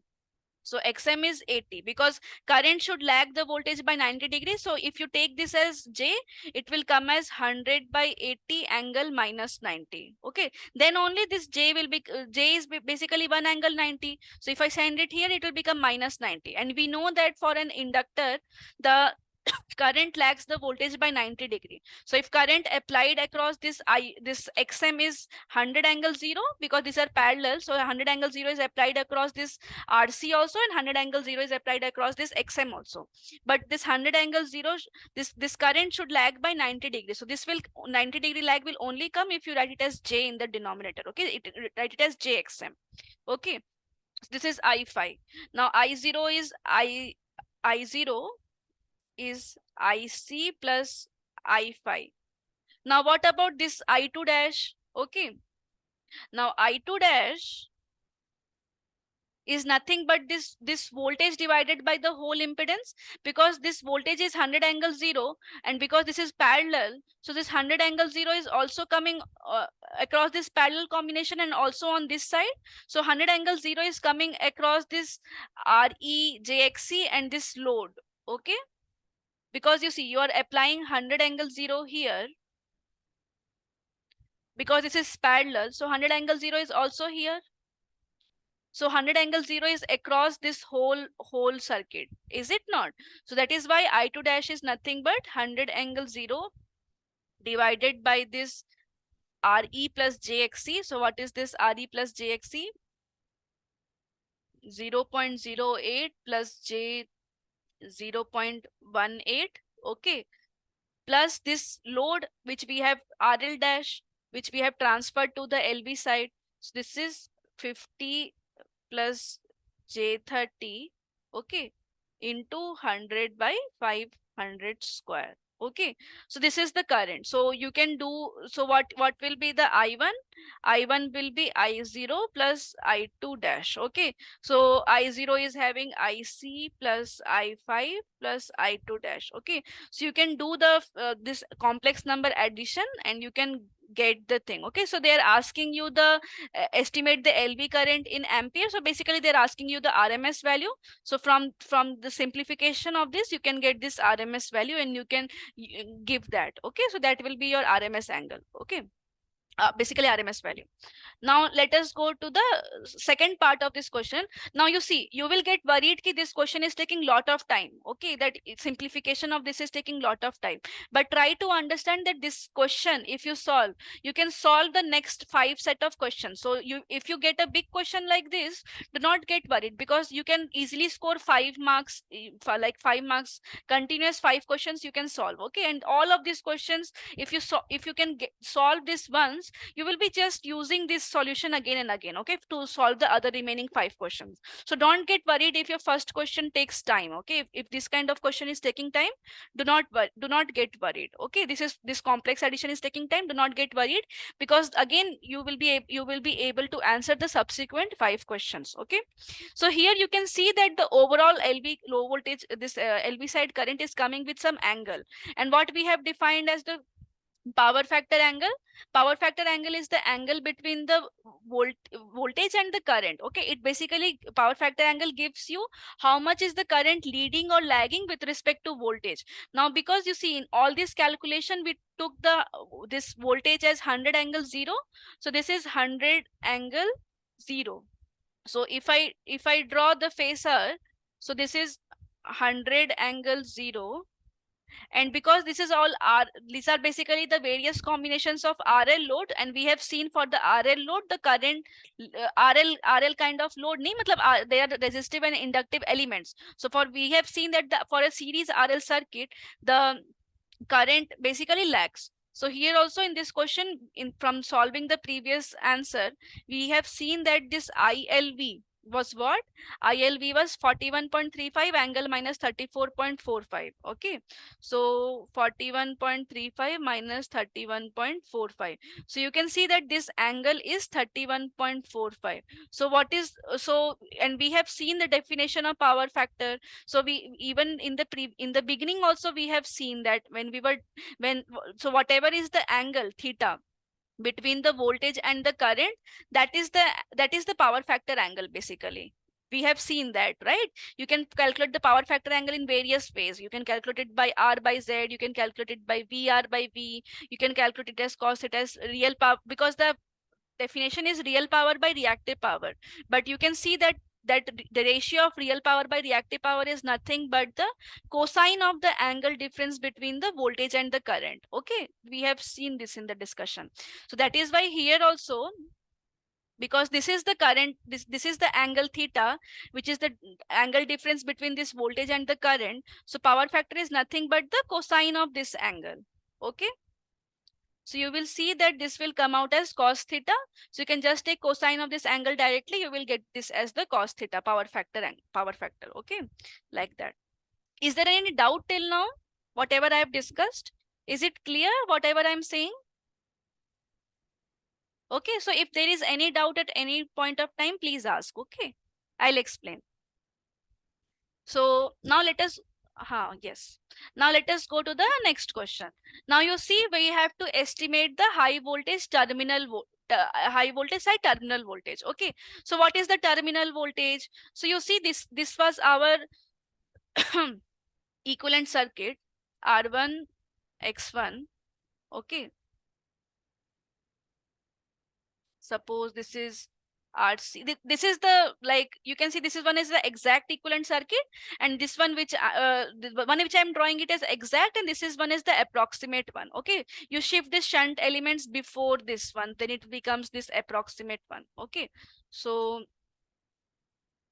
it is like this. Okay, as I have discussed earlier also, that terminal voltage means what? Terminal voltage is the voltage here, V2. Okay, V1 and V2 are the terminal voltages in these two cases. Okay, now what is this? Now because we have referred it here, okay, or you can just keep it at terminal voltage, because they are asking us the terminal voltage on the high voltage or secondary side. So what will be the terminal voltage? Because on the terminal we are connecting the load, so whatever is the voltage across the load, that will be the terminal voltage V2. So that is why in this question, okay, so this is the load which we have connected on that side, right? So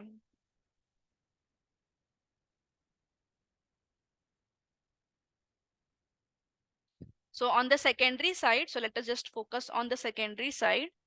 So this was the situation. Okay,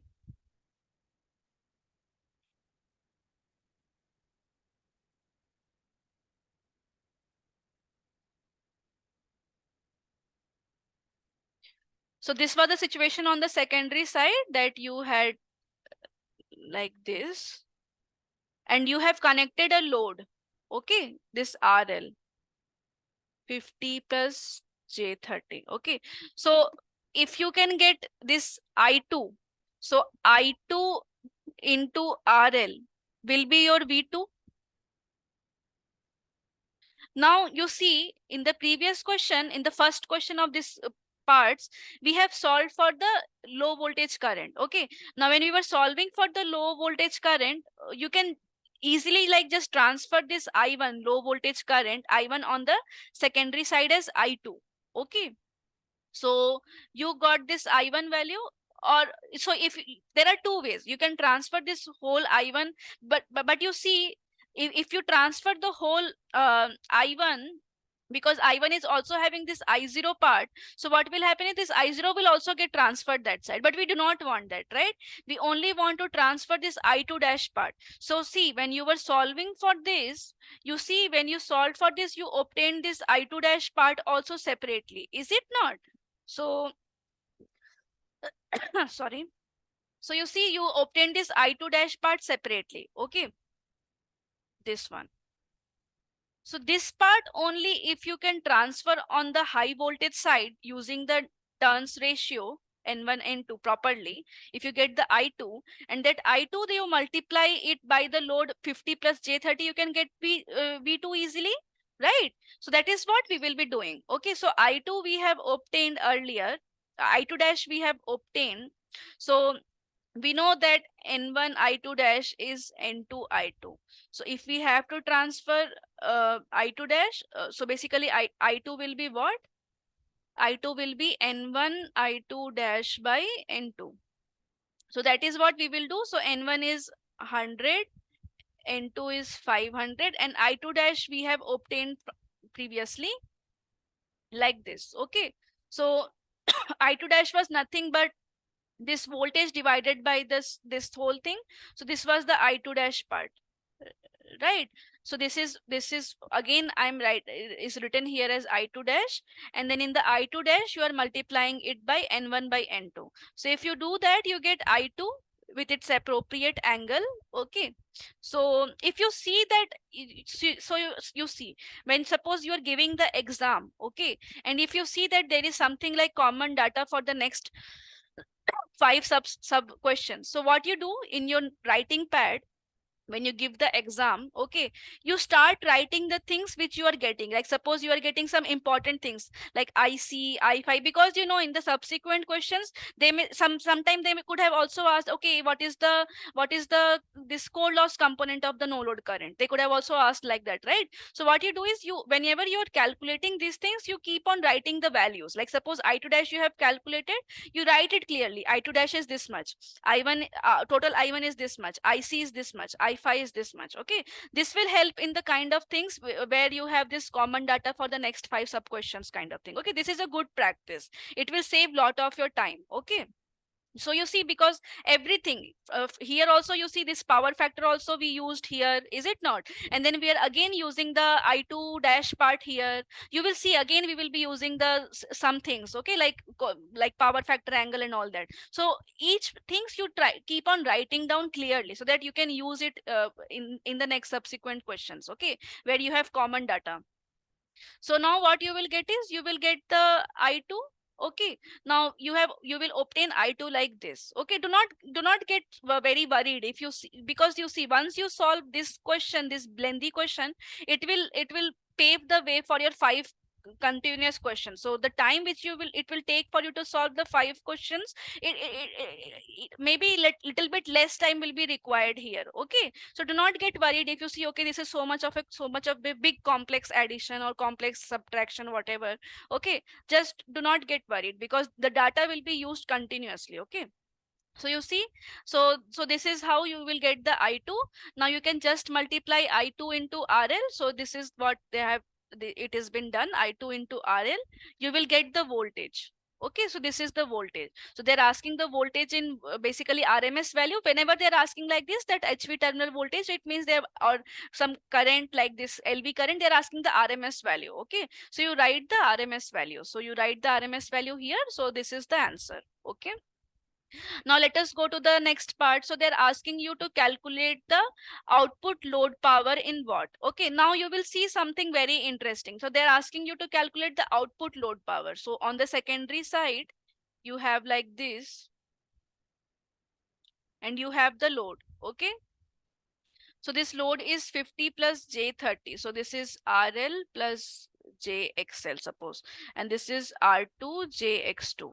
So there are various ways to calculate this load. Okay, and one very simple way which we have seen earlier. Okay, which we have seen in the very beginning when I was drawing the series R, very basic series RL circuit. You will see that the power, active power, okay, when you calculate this active and reactive part of the component, you will see that the active power you can directly write it as I square R for this kind of series RL circuit. Okay, you can see this derivation, people who have joined a bit later, and this I square R, if you simplify, you can get it as VI cos theta also. Okay, so there are various ways of solving for this, but because you have already calculated the value of I2 RMS, you see, for solving this question, you have calculated the I2. So this I2 part you can use here for calculating the I2. So this I2 you have obtained. So this I2, because this I2 angle of this thing minus theta. So this is the RMS value of the current, I2 RMS. So what is the power? I2 RMS square into this RL directly. You see, it is so simple, is it not? So once you solve this first question, you will be using the data again and again for solving the remaining questions. Okay, so it is very simple. This, how you can do this I square R thing, the output power directly, this you can see in the beginning of the class. Okay, this recorded lecture, you can see that how this part comes. Okay, so this is how you will get the the output power. Okay, now let us, as we now the next part is we have to estimate the efficiency. Now what is the efficiency? Efficiency is output power by input power. Now in the previous question we have solved for the output power. Now what about the input power? Okay, so on the input side we know that this much of 100 angle 0 we are giving, and remember in the first question I1 we calculated, right? I1 with its some angle minus theta 1.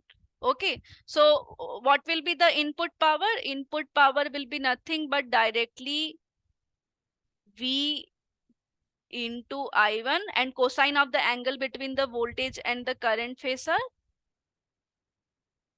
Okay, so the angle difference is theta, so this is cos theta. So you see this I1 and cos theta we have separately calculated. So one part was this cos theta calculation of the low voltage power factor, and one part was the low voltage current. So you know these things, right? So you can just use this data again. So output power we have calculated in this question. So this is 3209.8, and this input power is VI1 cos theta. Okay, so this is what 3209.8. 1 second.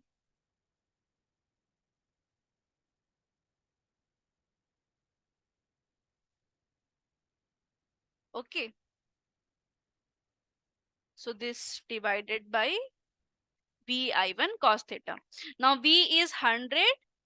I1 in the very first part of this questions, we have seen I1 was 41.35 and cos theta was 0.84.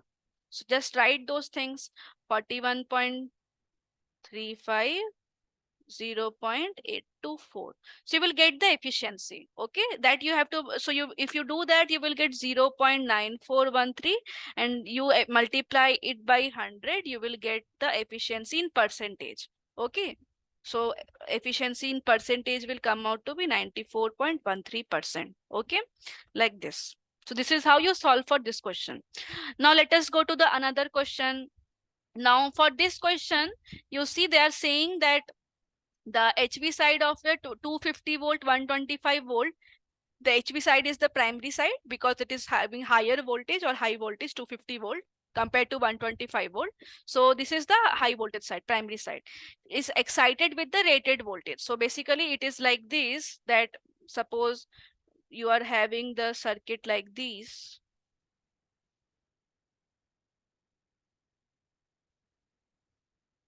Okay, now you are giving 250 rated voltage here. Okay, with the rated voltage, it draws a current of 3 ampere at 0.2 lagging power factor under no load. So under no load means basically they are saying at no load, when this I1 dash is I2 dash is 0, so the no load current, basically they're giving you the information about no load current. So they are saying the no load current is 3 ampere angle minus cos inverse 0.2.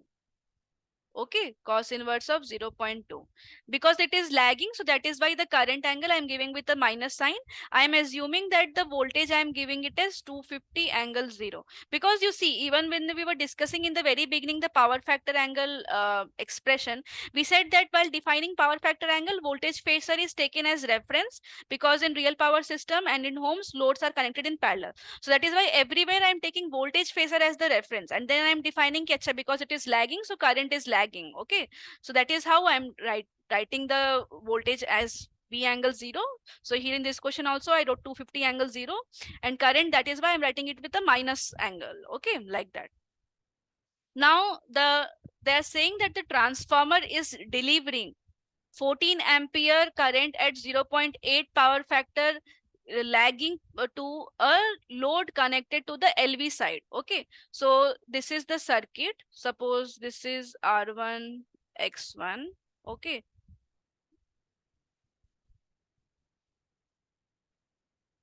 R2 X2.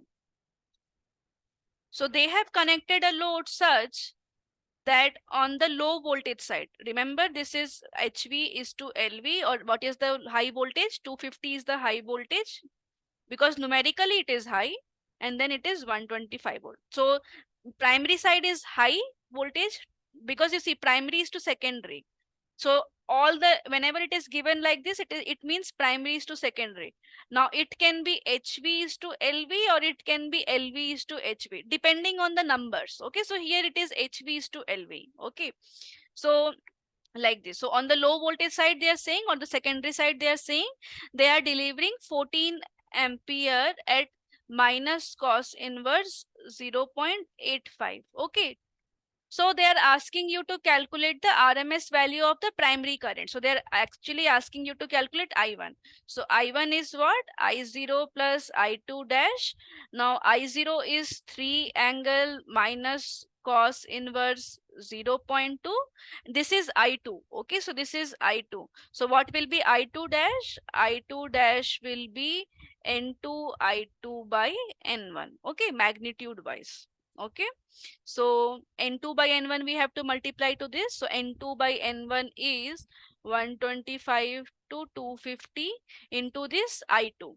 So I2 is 14 angle minus cos inverse 0.85. Okay, you just have to simplify this and get the answer. Okay, so if you can simplify this, so this is plus,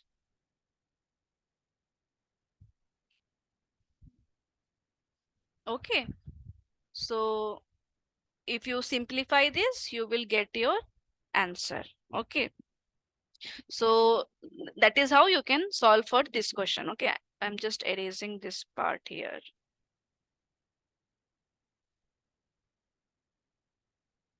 Okay, so this is just like a previous question.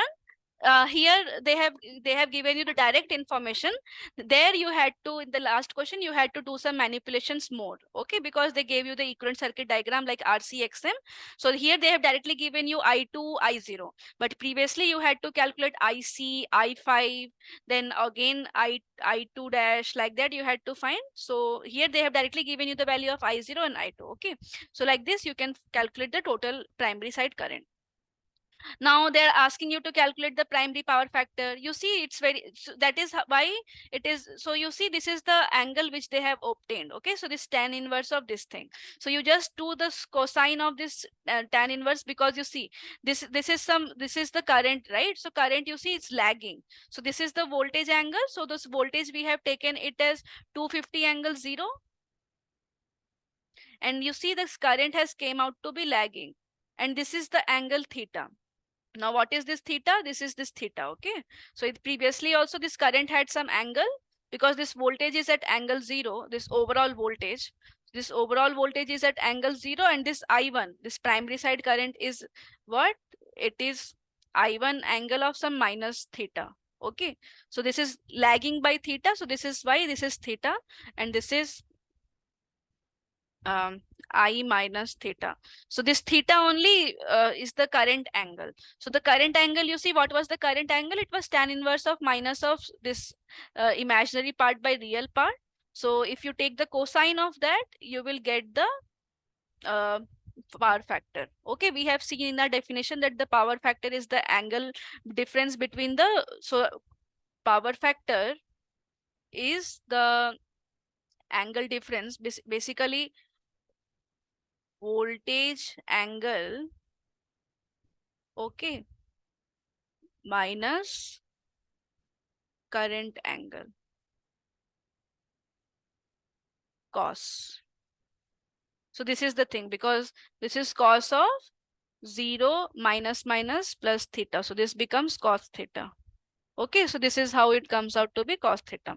So you can write it, so you will get the power factor angle. Okay, now let us go to the next question. Now in the next question, it is related to the hysteresis loss and eddy. All the questions are now loss based questions. Okay, so here you will see that the transformer has 780 watt hysteresis loss and 380 watt eddy current loss. Okay, so 780 watt is the hysteresis loss. So now they are saying, so that was for some particular voltage and frequency. Now they are saying what will be the new hysteresis loss if the same transformer is operated at new voltage and new frequency. Okay, so let us see. So you see hysteresis loss is proportional to, you will see, we have seen earlier when I was discussing voltage. So basically the hysteresis loss is proportional to B max 1.6 into frequency. Now hysteresis loss, you see, what is B max? B max is proportional to V by F. So that is why here inside this Bmax, I am writing it as voltage by frequency into frequency. So the hysteresis loss is proportional to voltage to the power 1.6 by frequency to the power of 0.6. Okay. So PH1 is V1 power 1.6 by F1 power 1.6 with some constant K, and PH2 is K into V2 power 1.6 by F2 power 0.6. Okay, 0.6. So PH1 by PH2 will be what? Just divide these two equations. Okay, just divide these two equations. So what will be PH1 by PH2? So it will be V1 by F1 power 0.6 into 1.6 divided by V2 power 1.6 frequency 0.6. So you can just feed the values. So here PH1, the hysteresis loss, earlier they gave it as 780 watts. So 780 by PH2, V1 by V2 1.6. So V1 earlier was 440 volt. Now we are operating it at 300 volt. So 440 by 300 power 1.6. What is the new frequency? It is 50 hertz, and the old F2 basically, and old frequency was 60 hertz. So 50 by 60 power 0.6. So if you cross multiply properly, you will get the hysteresis loss as this new value. Okay, is there any doubt till now? Okay, if there is any doubt, please ask. Okay, now let us go to the next question.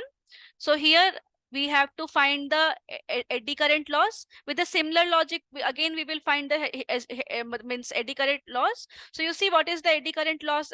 We have discussed these formulas. Okay, so eddy current loss, you will see, is eddy current loss is proportional to phi max square into frequency square. Okay, so this will, because phi max I can write it as voltage by frequency. So frequency square will get cancelled. It is proportional to only voltage square. So the eddy current loss ratio, so eddy current loss old is K V1 square, eddy current loss new is K V2 square. So PE1 by PE2 will be V1 square by V2 square. Now what is the old eddy current loss? It is 380 watt. So 380 by PE2 is equal to V1. V1 was 440 square by V2 is 300 square. So from this you can get the PE2. Okay, so you'll get it like this. Now we will see the another question. This is a very simple question only. So in this question, what they're asking is that from this data, you have to find the rated magnetic flux. So for that, what they have given you the voltage, frequency, number of turns, everything they have given. Okay. So the, you know, the expression of E1. E1 is what? Root 2 pi F. Okay. Into N phi max. Is it not? So what is, so E1 value is 500. Number of turns on HV side, because HV side is the primary side, 500 volt side. So this is, and they have given out on the primary side. Okay, so this is root 2 pi, F is 50, and N is again your 200. So this is phi max. So you can just calculate phi max from this basic equation. Okay, root 2 pi 50 200. You do this, you will get the value of phi max. Now they're asking you to calculate the magnetizing component of the rated no load current. They gave you the no load current 4.5 ampere. Okay, so we know this is a no load current. They have given it as 4.5 angle minus this is cos inverse, right? So this is minus of, because it is lagging, so minus cos inverse 0.35. Okay, so we have seen that the no load component is nothing but I0 cos theta. This cos basically cos theta phi. Okay, so this will come out to be 4.5 into cosine of this angle, cosine of again cos inverse of 0.35 will give you 0.35 only. So 4.5 into 0. Sorry, magnetizing component, right? They're asking the magnetizing component in this part. So this is the for the core loss the component. This is IC. For the magnetizing component, it will be I0 sine phi 0, right? So I0 4.5 into sine of cos inverse 0.35. So you can get I phi and IC if you know the no load current and the no load power factor angle. Okay. So so this is how you can calculate the IC and I phi. Now they're asking you to estimate the rated core loss. So what is the rated core loss? It will be nothing but the rated voltage or primary voltage, because this is on the primary side. We know that IC and I phi we are finding on the primary side into your basically this thing, this IC. Okay, so this IC, because that is the core loss component, so this will give you the core loss. Okay, so the core loss will be V rated into IC. Okay, so like that you can calculate the core loss. Okay, so that is it for this class. So if there is any doubt, you can ask me. Okay, these questions were simple. There were some just tricky questions, but those questions you can, like this question was a little bit lengthy, but don't worry if you have find a lengthy question, because it's common for the 5 subsequent questions. And you can see this initial discussion here, which I am using for this RL circuit, series RL circuit and all that. Okay, to how to directly do some things. So that is it for today's class. So if you do not have any doubt, you can leave. Okay, so that is it. Okay.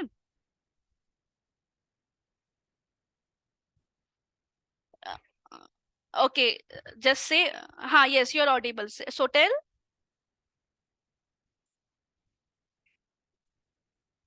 yes, ha, is it so? Like, okay, so see, I will be sharing this in the with the what you say. So now you're not able to see it live, right? Light it live it. Oh, sorry, okay, I'll tell you how to see that. So what you do is you download that. Okay, you download the PPT sheet and open it with PowerPoint. If you will if you see it with the Google slide na, it will not show. Okay, so you download it and in your computer you open it with the PowerPoint, then only you will be able to see. Okay, so do that. Okay, so do that. So if you do that, you will be able to see the this ink things which I've written with the ink. Okay. Yes, yes, yes. So I'll show you. Okay. So I'll show.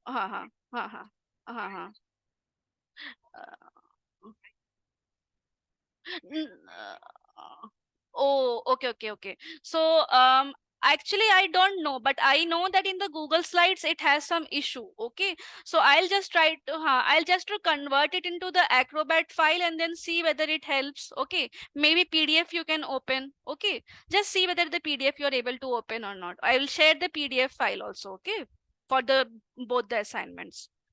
Okay then. Ha. Assignment, I understand. I have seen that happening. I have seen that happening in the Google Slides or even in the Microsoft Edge. It does not show. Okay, it shows in the PowerPoint, but if I give you the PDF of these things, you will be able to open it in both the places. Okay. Ha. Okay, I'll share the PDF. Okay. Okay. Okay, then, so if there is no doubt, we can stop the session today. So that is it. So you can leave. Okay, I'm also leaving. Okay then. Okay. Okay then. I'm leaving.